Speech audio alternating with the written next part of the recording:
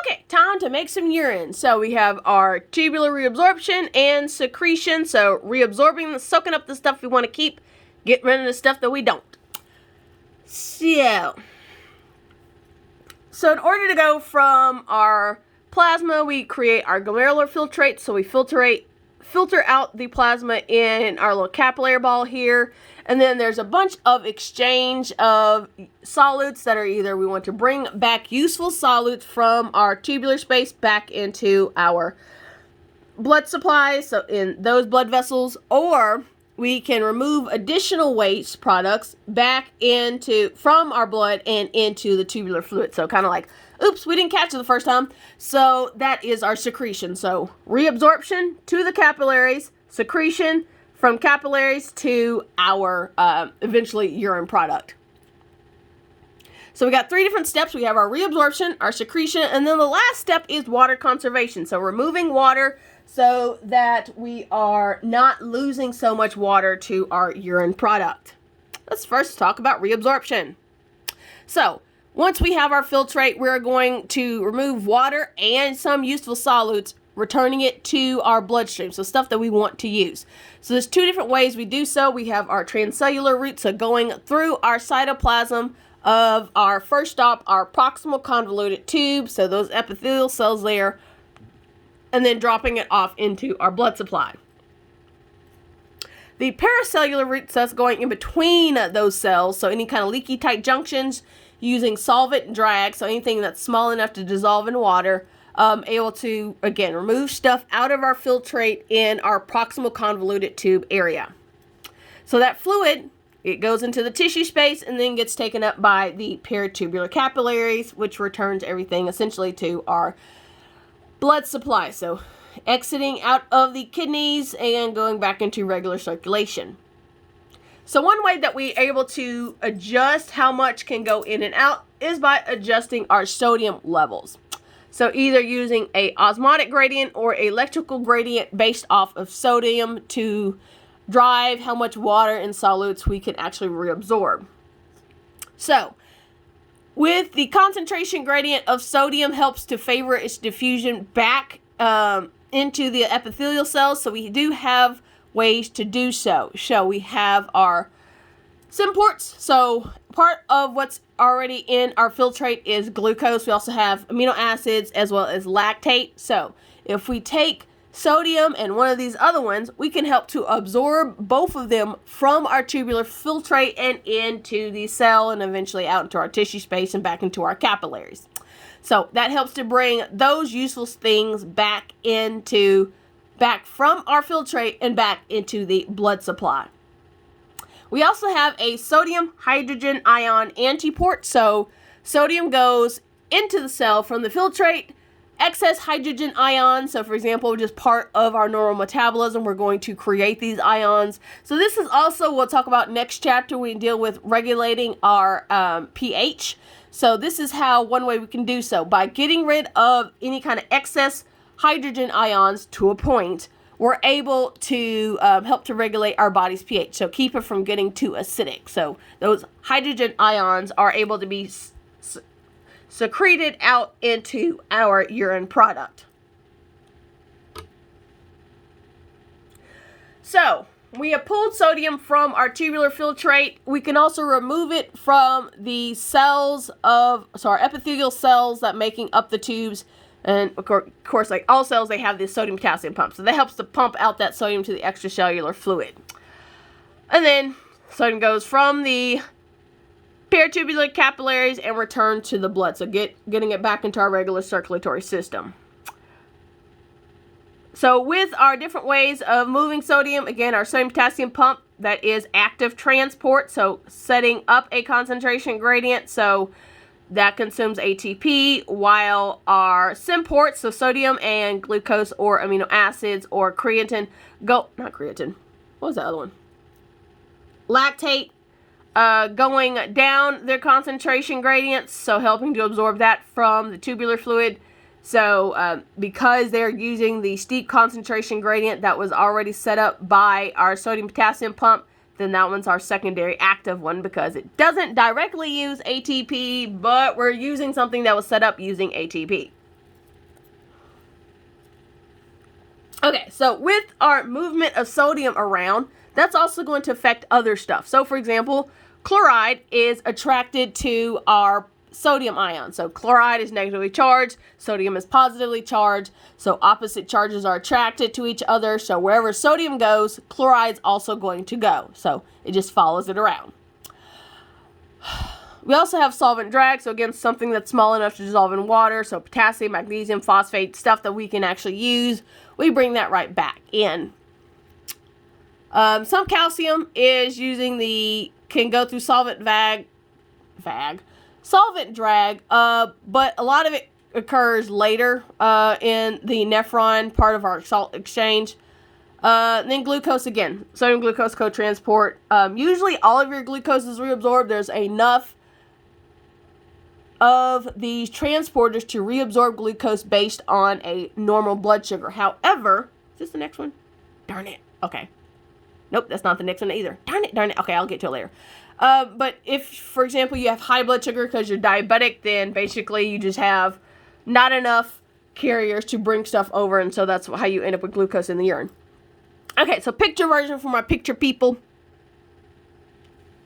So we have our sodium potassium pump setting up a concentration gradient. So we have these sodium ions that are out.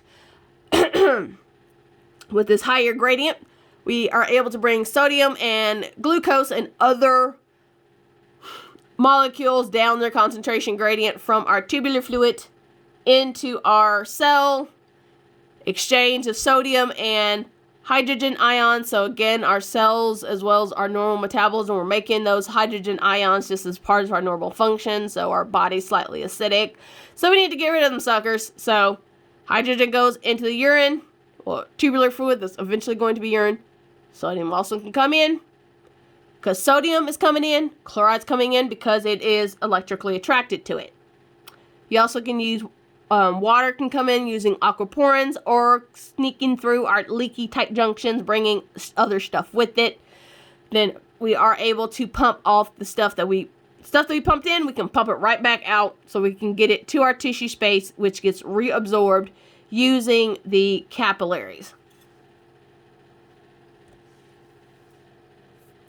Okay. So we do reabsorb some waste products. It's not like we totally get rid of every little thing that gets filtered out. So we do have reabsorption of some of our, for example, urea. But whatever's left that is still in the blood that is reabsorbed, it's still safe enough levels where it's okay. Proximal convoluted tube can reabsorb uric acid, but we also have tubular secretion in the later distal convoluted tube, so therefore able to get rid of the uric acid that got reabsorbed. Creatine is not reabsorbed. Let's go ahead and pass it on as part of urine because we just don't need it. So every day, our kidneys take about 180 liters of filtrate and only producing 1 to 2 liters of urine. So again, we have our reabsorption of water to concentrate our urine so that we're not losing all this water to our urine production so we don't get dehydrated. So when we reabsorb reabsorb our different solutes, so our tubular fluid becomes hypertonic to our tubular fluid. So with our tissue space and the intracellular, so inside cell fluid being so much more, having much more stuff, so more particles, more solutes, so way more than what is in our tubular fluid, that's going to draw water using osmosis. So water's going to go from the area of the low osmolarity in the tubular fluid to higher osmolarity in our tissue space and intracellular space. So helping to reabsorb, also helps to reabsorb some of that water out of our tubular fluid so we don't lose it as part of our urine.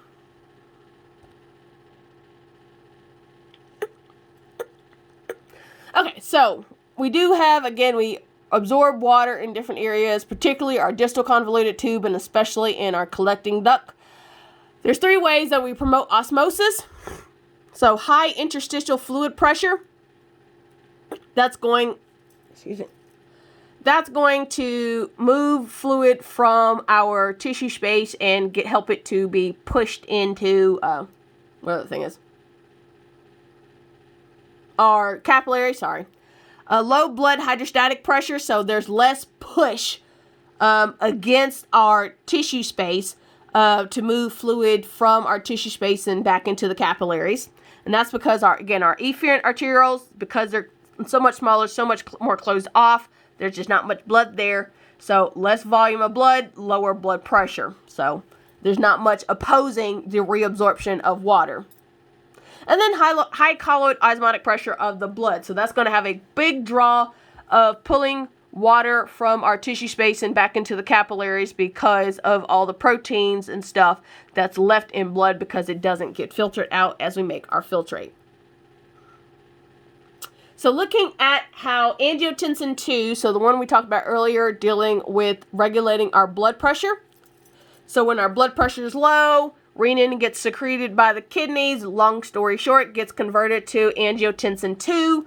So again, the ultimate effect is that it's going to increase our blood pressure. So one way it does so is by increasing the amount of water that gets reabsorbed from our tubular filtrate and taking that into our bloodstream, which is going to increase blood volume, so therefore increasing blood pressure. Also works as a vasoconstrictor, so less space for the blood to be, so therefore also increasing blood pressure. This is where the glucose stuff comes back into play.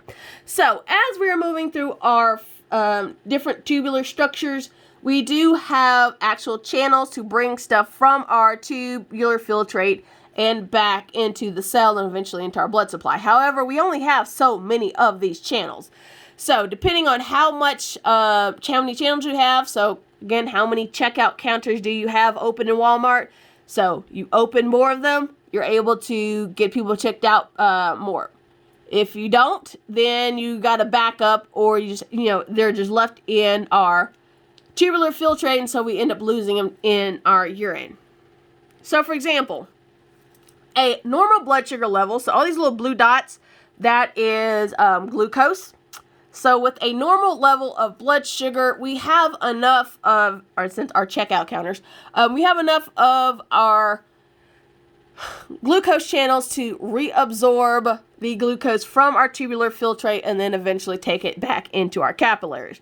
However, someone who has a high blood sugar, so for example, those who are diabetic, because you have too much sugar inside your bloodstream, you don't have enough glucose channels in order to reabsorb glucose from our tubular filtrate, and so it ends up being lost as part of your urine product. So that's why one of the tests that they do for diabetes is that they're looking for glucose in the urine. Abnormal for it to be in regular urine, but in someone who is diabetic or someone who is, what's the other one? Pre-diabetic, then they will end up, you can see, usually you'll see glucose in the urine. Okay, tubular secretion, so getting rid of additional waste products. So we have gone through our reabsorption step, but a little later on in our tubular structure, so in our some in our proximal convoluted tube, more so in our distal convoluted tube, we're able to remove additional waste products from our capillaries and secrete it into our tubular fluid. So again, catching that luggage as it comes back around. So the reason why we have tubular secretion, as in, well, we already had filtration once, why we got to do it again? One's for acid-base balance, so regulating our body's pH. So we're able to take out more hydrogen ions, so remove more of that from the blood so they're able to regulate our pH. So taking it less acidic in the body and therefore getting rid of it in our urine. Again, only to a certain point. Additional waste removal as well as any kind of drugs or contaminants, removing that also from the bloodstream. So that's why some medications you have to take multiple times a day, because part of it is that essentially you pee it out because your kidneys are filtering out your blood, and so you're losing that medication that would have been circulating throughout your bloodstream.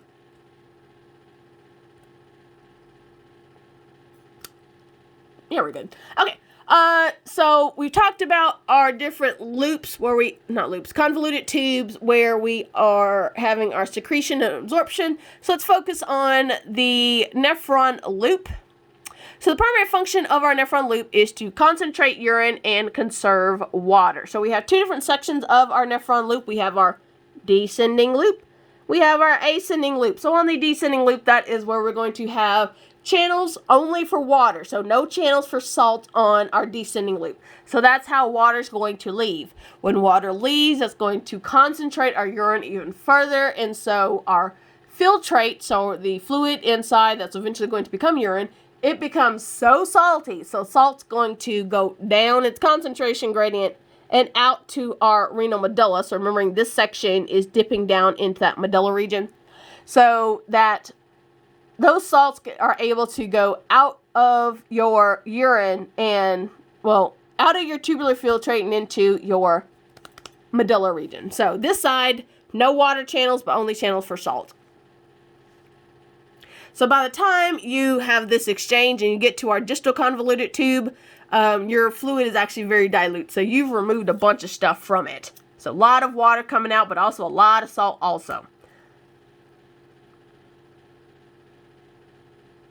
So even though you have removed a bunch of salts and water by the time you reach your distal convoluted tube, if you didn't have continuous water conservation in both the distal convoluted tube, which is also going to have more salt or more reabsorption, and then only water conservation occurs in your only water conservation happens in your collecting ducts. You will actually end up still producing a ton of urine. So that's why we still have additional steps of water conservation, so that we're reducing the amount of urine that is produced. So how much we are regulating water and salt content, again, we do have different hormones that are going to affect this. So aldosterone, that's a really important one. You're going to hear it a bunch. Our atrial natriuretic peptide, ADH, and our parathyroid hormone.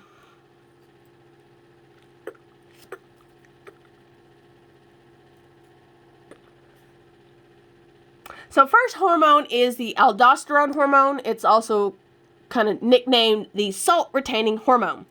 So what it's going to do is when there is a decrease in sodium concentration in the blood, or when there's an increase in potassium concentration, then there is a drop in blood pressure. So when this aldosterone is secreted, so part of our renin-aldosterone angiotensin situation, that's going to help to retain salt so that you can eventually increase blood pressure. So basically reabsorb stuff back into your blood, more stuff in the blood, more volume of the blood, so therefore more blood pressure. So functions.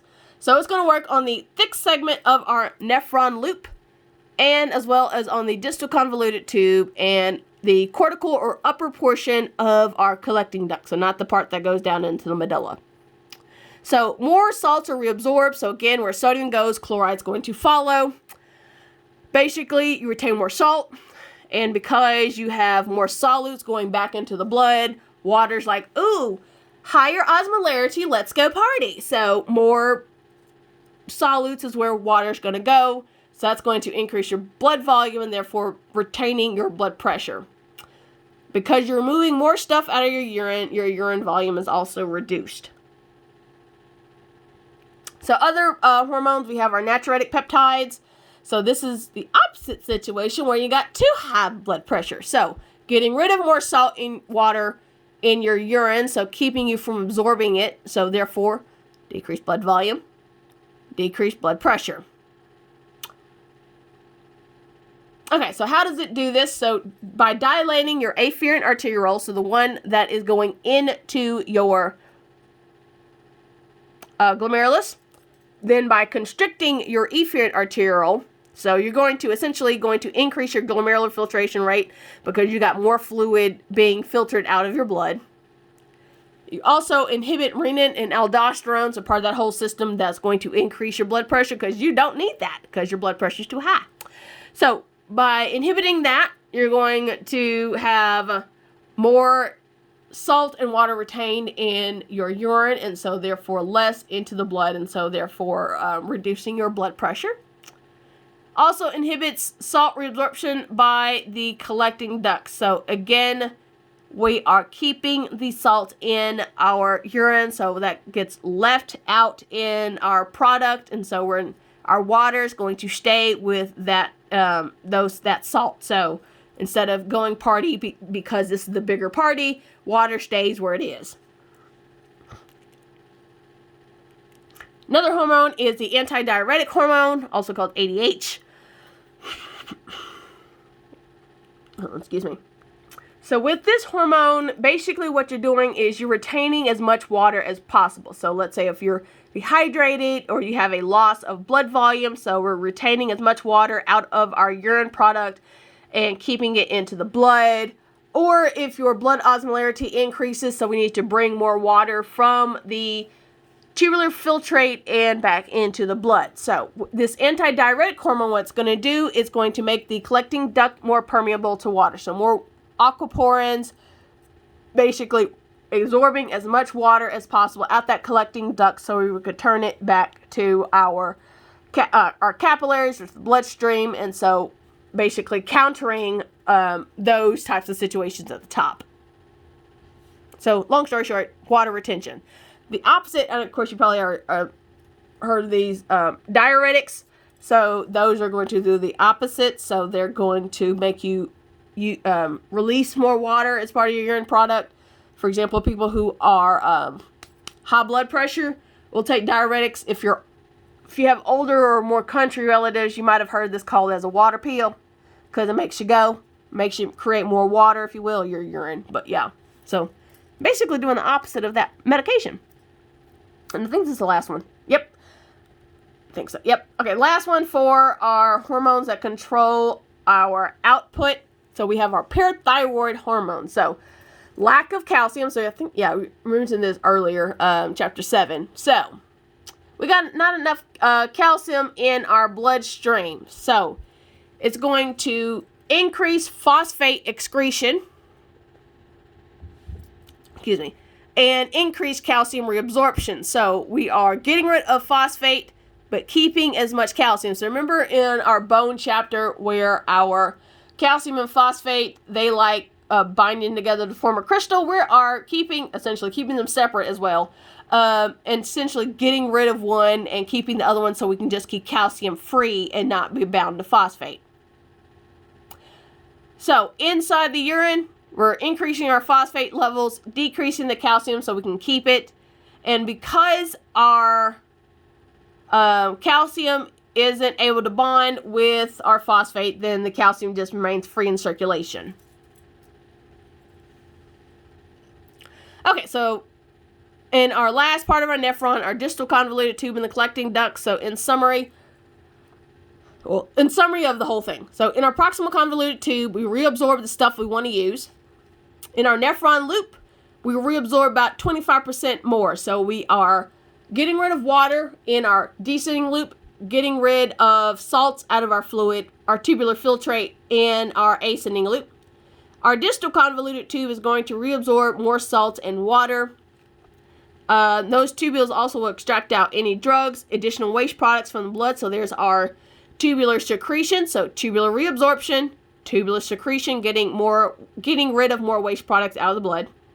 Distal convoluted tube is also going to be their final stop for making urine. So once we finish off in our distal convoluted tube, the fluid that is left that gets dumped into our collecting duct is officially urine. And in the collecting duct, the only thing that's going to happen since we've done all of our exchanges is going to conserve water. So we're moving water out of the urine product, so we're concentrating the urine as much as possible. So we're not losing water due to we'll go in the bathroom. Okay, we're going to start here the next time.